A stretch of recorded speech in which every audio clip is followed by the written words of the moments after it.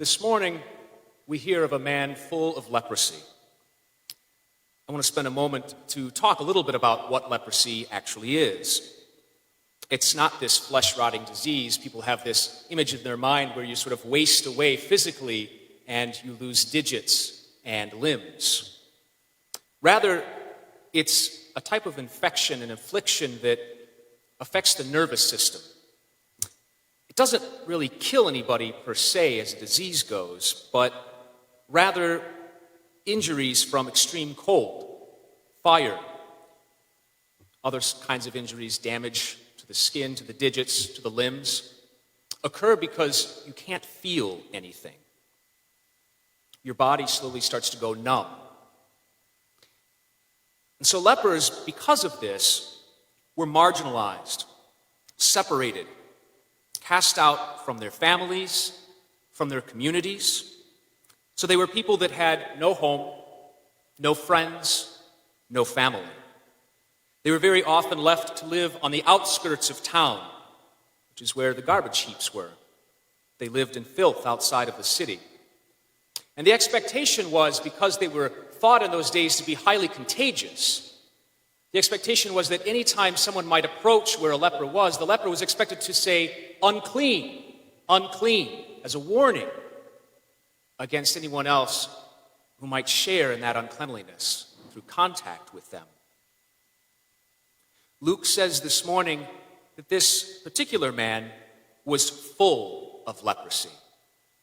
He had a quite advanced case of it.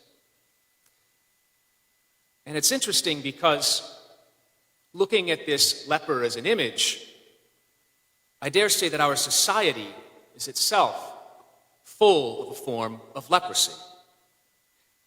The events of Wednesday afternoon this week seems a clear indication of that. And not just Wednesday, obviously.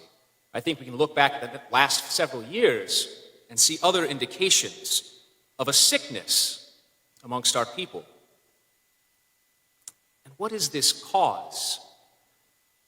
I've been reading a lot of commentary this week just about Wednesday's events, and there's a lot of blame for one person or another that seems to be going around, this side or the other. And it's rooted in a behavior that is very accusatory. If we're fooled into thinking that the root cause of all of this mess is one man or one side, we truly are mistaken. Wednesday's events are not isolated. Rioting, fires, theft, character assassination, mudslinging, widespread sexual deviancy, careless slaughter of innocents, whether they be in the womb, on the streets, or in nursing homes and on deathbeds. This is not a new development in our history either. There is only one root cause of this leprosy, and that's sin. And all of us here, to one degree or another, are riddled with it.